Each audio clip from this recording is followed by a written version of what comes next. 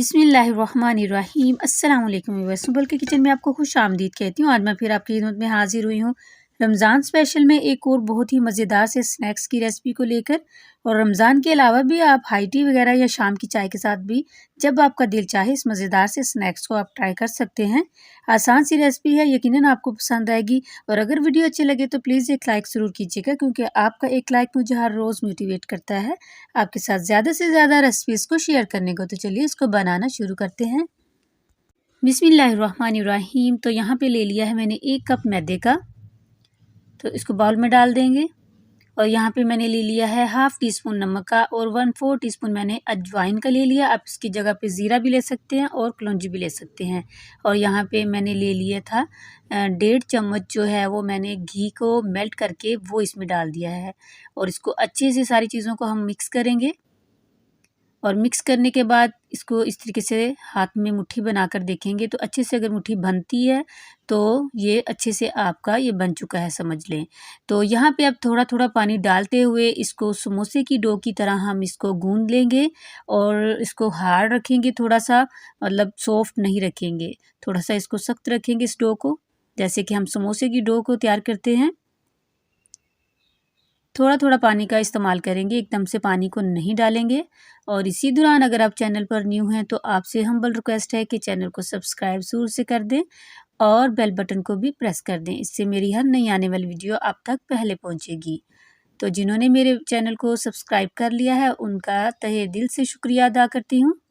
तो इसको अच्छे से इसको गूँध लेंगे और इसकी बहुत ही स्मूथ सी डो हम तैयार करेंगे।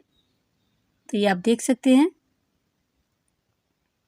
तो यहाँ पे मैंने बहुत ही अच्छे से इस डो को तैयार कर लिया है। अब इसको आधे घंटे के लिए रेस्ट के लिए रख देंगे, तो बहुत ही अच्छे से ये सेट हो जाएगा। तो इसको कवर करके आप आधे घंटे के लिए इसी तरीके से रख दें और हम इसकी फिलिंग को तैयार कर लेते हैं।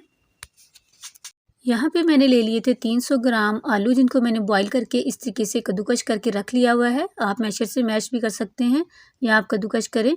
यहाँ पे एक मीडियम साइज़ का प्याज था जिसको मैंने बारीक बारीक सा चॉप कर लिया था। और यहाँ पे 2 से 3 हरी मिर्चें थी, इनको भी बारीक सा चॉप किया हुआ है। आपने बारीक बारीक सा ही चॉप करना है। और यहाँ पे ये थोड़ा सा धनिया ये भी डाल देंगे। और यहाँ पे कुछ स्पाइसेस हैं वो डाल देते हैं। यहाँ पे हाफ़ टी स्पून मैंने सुर्ख मिर्चों का ले लिया है और यहाँ पे हाफ़ टी स्पून ही दड़ा मिर्च ले ली है और हाफ़ टी स्पून ज़ीरा पाउडर डाल रही हूँ। और 1 टीस्पून जो है यहाँ पे मैं धनिया पाउडर, और यहाँ पे 1 टीस्पून ही मैं नमक का डाल रही हूँ। 1/4 टीस्पून यहाँ पे हल्दी का डाल रही हूँ। और यहाँ पे मेरे पास है चावल का आटा, जो कि मैंने यहाँ पे आधा कप लिया है। और इसको मैं पहले इस तरीके से थोड़ा डालूंगी और थोड़ा सा रख दूंगी। यहाँ पे 1 टेबल स्पून मैंने रख दिया है, तकरीबन मैंने यहाँ पे 4 टेबल स्पून डाल दिए हैं। और इसको अच्छे से मिक्स कर लेंगे। अगर आपके पास चावल का आटा नहीं हो तो आप इसकी जगह पे कॉर्नफ्लोर डालें। और यहाँ पे लास्ट में मैं डाल रही हूँ 1 टीस्पून कसूरी मेथी, जो कि इसको टेस्ट को बहुत बढ़ा देगी। आप ज़रूर डालिएगा, बहुत टेस्टी बनते हैं इससे। इसको अच्छे से मिक्स कर देंगे और यहाँ पे हाथों के पर जो इसको ऑयल से ग्रीस कर देंगे और थोड़ा सा पोर्शन लेंगे जितना आप बनाना चाहते हैं। तो इसको फिंगर की शेप देंगे हम। किसी भी कटर बोर्ड पे या साफ़ सरफेस पे आप इसको इस तरीके से हाथ की मदद से मतलब रोल करेंगे ना, तो ये बहुत ही अच्छे से खुद ब खुद एक स्टिक की तरह बन जाएगा। ये देखिए, आप देख सकते हैं। और साइडों से इसको सेट कर देंगे फिंगर की मदद से। ये सभी मैंने तैयार करके रख लिए हैं।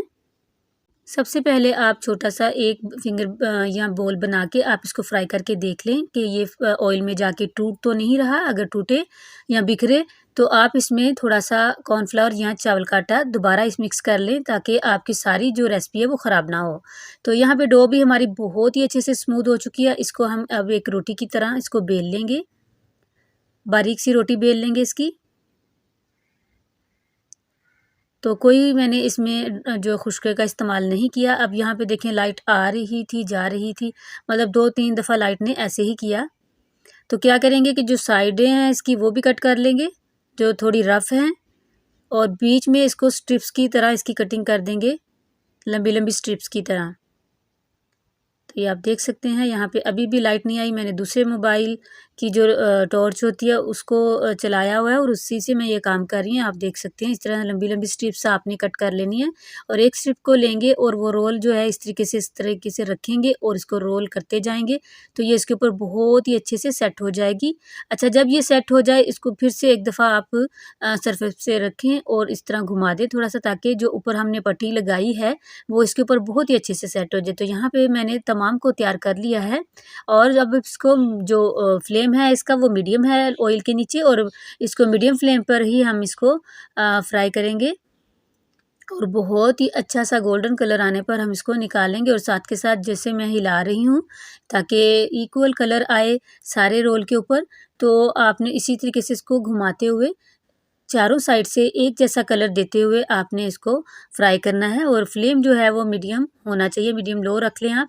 मतलब जो दूसरे समोसे हैं उनको तो हम लो पे बनाते हैं ना, तो इसका मीडियम लो फ्लेम आपने रखना है ताकि ऊपर की पट्टी जो है वो बहुत अच्छे से उसको भी वो क्रिस्पी हो जाए और अंदर का मिक्सचर तो जब इस तरीके का कलर आ जाता है तो वो समझ लें वो रेडी है। और ये देखिए बिल्कुल भी बिखरा नहीं है, टूटा नहीं है, बहुत ही अच्छे रोल ये तैयार हुए हैं, बहुत क्रिस्पी अंदर से, बहुत ही टेस्टी। इसका जो फिलिंग बनाई थी मैंने बहुत ही टेस्टी थी और ऊपर से जो इसका हमने डो बनाई थी वो भी बहुत ही टेस्टी थी, बहुत ही खस्ता थी। तो ये आपको तोड़ कर दिखा देती हूँ। मुझे उम्मीद है कि आज की ये रेसिपी आपको बहुत पसंद आएगी। आप इसको रमज़ान में ट्राई करें, आप इसको आम रूटीन में ट्राई करें, बहुत ही टेस्टी लगती है और बहुत सिंपल इंग्रेडिएंट से इसके और बहुत ही आसानी से बन जाती है। स्टाइल शवारमा पॉकेट सिखाने जा रही हूँ आपको, जिसको बनाना बेहद आसान है और बहुत ही आसान तरीके से आपको बनाना बताऊंगी। इसके अंदर आपको कोई डो नहीं बनाना पड़ेगी, बगैर आटा गूंदे शवारमा पॉकेट्स घर में आसानी से तैयार हो जाएंगी और इसको आप पार्टी वगैरह में भी सर्व कर सकते हैं और इफ्तार के लिए तो ये लाजवाब रेसिपी है। तो चलिए इसको बनाना शुरू करते हैं। तो यहाँ पे एक कढ़ाई में मैंने ले लिया है 3 टेबलस्पून मैंने ऑयल के ले लिए हैं और ये 1 टीस्पून लहसुन और अदरक का पेस्ट ले लिया है। इसको अच्छे से खुशबू आने तक तो थोड़ी सी इसकी हम भुनाई कर लेंगे। और अब यहाँ पे मैंने ले लिया है ये 1 पाव मेरे पास था चिकन, बोनलेस चिकन था, जिसको इस तरह स्ट्रिप्स में मैंने कट कर लिया। आप चाहें तो इसको छोटे-छोटे पीसेस में भी कर सकते हैं। तो इसको कलर चेंज होने तक हम इसमें इसके साथ ही लहसुन और अदरक के साथ हम इसकी थोड़ी-सी जो है वो भुनाई कर लेंगे। जैसे ही कलर चेंज होगा इसका तो ये आप देख सकते हैं। अब हम इसमें कुछ मसाले डालेंगे, जिसमें मैंने हाफ़ टी स्पून डाल दी है सुरख मिर्चों का पाउडर और 1/4 टीस्पून हल्दी डाली है और हाफ़ टी स्पून ही मैंने यहाँ पे दड़ा मिर्च डाल दी है। हाफ़ टी स्पून मैंने इधर ज़ीरा पाउडर डाल दिया है और ये नमक जो डाल रही हूँ मैं ये भी हाफ़ टी स्पून डाल रही हूँ। आप अपने टेस्ट के मुताबिक मिर्च मसाले डाल सकते हैं। अब मिर्च मसालों के साथ भी हम इसकी अच्छे से बुनाई कर लेंगे। तो यहाँ पे देखें इसकी अच्छे से जो है वो मैंने 2 मिनट भुनाई कर लिया। अब यहाँ पे कुछ वेजिटेबल्स हैं मेरे पास वो डाल लेते हैं। उसको भी मैंने चॉप किया हुआ है। यहाँ पे थोड़ा-सा प्याज़ लिया था और शिमला है और गाजर है और यहाँ पे बंद गोभी है मेरे पास। इसकी कटिंग आप देख लें। तो कितना फाइन मैंने इसको चॉप किया हुआ है। तो इस तरीके से हम इसको अब डाल लेंगे। प्याज़, गाजर और शिमला मिर्च को हम पहले डालेंगे और जो बंद गोभी है वो बाद में, थोड़ी देर बाद में डालेंगे। क्योंकि बंद गोभी जो है वो फ़ौरन से ही जो है वो नरम हो जाती है, तो इसलिए इसको थोड़ा ठहर के डालेंगे। तो यहाँ पे इसको थोड़ा-सा हम इसके 1 से 2 मिनट तक हम इसकी भुनाई करेंगे। तो यहाँ पे 2 मिनट मैंने इसको जो है इसके साथ ही चिकन के भून लिया था। और अब यहाँ पे इस पॉइंट पर मैं डाल रही हूँ जो कि मैंने बारीक-बारीक लंबाई में कटिंग की थी बंद गोभी। उसको थोड़ा-सा मिक्स करने के बाद हम इसको जो है तकरीबन 10 मिनट के लिए कवर करके रख देंगे। सब्जियों के पानी में ही चिकन की जो थोड़ी बहुत कसर है वो भी अच्छे से चिकन गल जाएगा। और यहाँ पे मैंने अब डाल दिया है 1 टेबल स्पून चिली सॉस का। आप सोया सॉस भी हाफ़ टेबल स्पून इसके साथ डाल सकते हैं। तो यहाँ पे अब ले लेते हैं शवारमा पॉकेट बनाने के लिए मैंने लिए हैं ब्रेड। और ब्रेड जो मेरे पास हैं ये फुल साइज़ है। तो इसके किनारे जो हैं वो मैं उतार दूँगी इस तरीके से। और अब हम किनारे जो हमने उतारे हैं ये भी वेस्ट नहीं जाएँगे। अब जो हमने एजेस उतारे हैं इसके हम बनाएँगे ये ब्रेड क्रम्स, जो कि तकरीबन हर रेसिपी में इस्तेमाल होते हैं, जैसे कि कोई भी हम स्नैक्स बनाते हैं।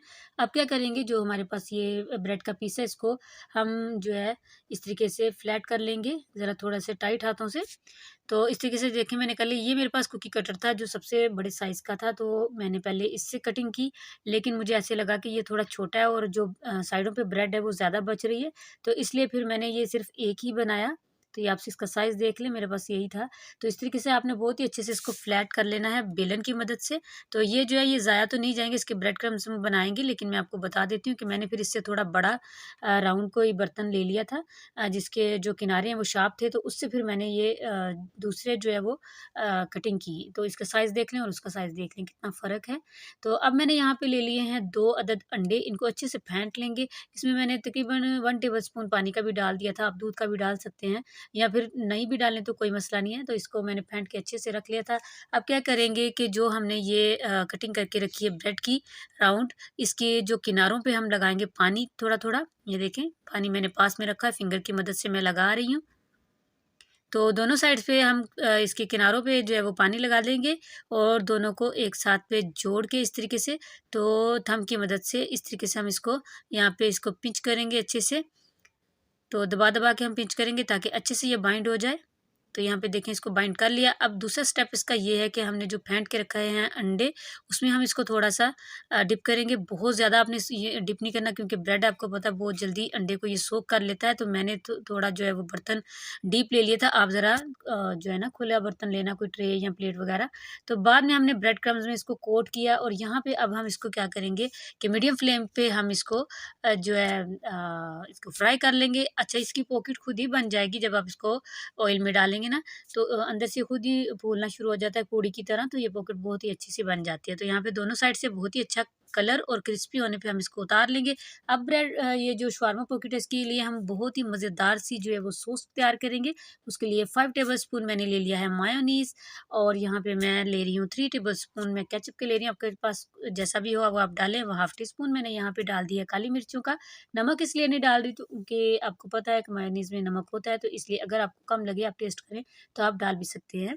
तो अच्छे से मिक्स करेंगे तो सॉस हमारा जो है वो रेडी हो गया है। और यहाँ पे हम जो मैंने बना के रखी थी शवारमा की जो पॉकेट्स हमने बनानी, तो उसकी इस तरीके से कटिंग कर लेंगे। ये आप देखें कितनी शानदार सी ये पॉकेट्स जो है वो रेडी होगी, ऊपर से बहुत ही क्रिस्पी और अंदर से भी बहुत ही, इसको जो हम इसमें चीज़ें लगाएंगे टेस्टी बनेगी। ये जो हमने सॉस बनाया है तो इसको हम सारी साइडों पे इसके अच्छे से लगा देंगे और जो फिलिंग बना के रखी है उसको भी इस तरीके से फिल कर। और अगर आपके पास सलाद के पत्ते पड़े हैं तो वो भी आप इसके साथ में नीचे रख के वो भी लगा सकते हैं। तो उसके के साथ ये है कि बहुत ही खूबसूरती भी लगेगी और सलाद के पत्ते खाने में भी फ़ायदेमंद हैं। तो ये देखिए इस तरीके से मैंने इसको फिल कर लिया है। और अब जो मैंने सॉस बना के रखा है वो चाहे तो आप पाइपिंग बैग में डाल के भी इसको इसके ऊपर लगा सकते हैं, लेकिन मैंने चम्मच की मदद से ही इसको लगा रही हूँ। तो इस तरीके से हम एक साइड पे इसको लगा देंगे, खाने में बहुत ही टेस्टी लगेगा। इसके ये जब आपने अंदर भी लगाई और ऊपर भी लगाई तो खाने में आपको दूसरी चीज़ की ज़रूरत नहीं पड़ेगी। तो बहुत ही ये मज़े के बने थे। तो मुझे उम्मीद है कि आज की ये आसान सी और टेस्टी शवारमा पॉकेट की रेसिपी आपको बहुत अच्छी लगी होगी। अच्छी लगे तो उसको लाइक शेयर करना बिल्कुल ना भूलिए। मुझे अपनी दुआओं में याद रखिएगा। इसी के साथ मैं इजाज़त चाहती हूँ। अपना और अपनों का बहुत बहुत ख्याल रखिएगा। अल्लाह हाफ़िज़।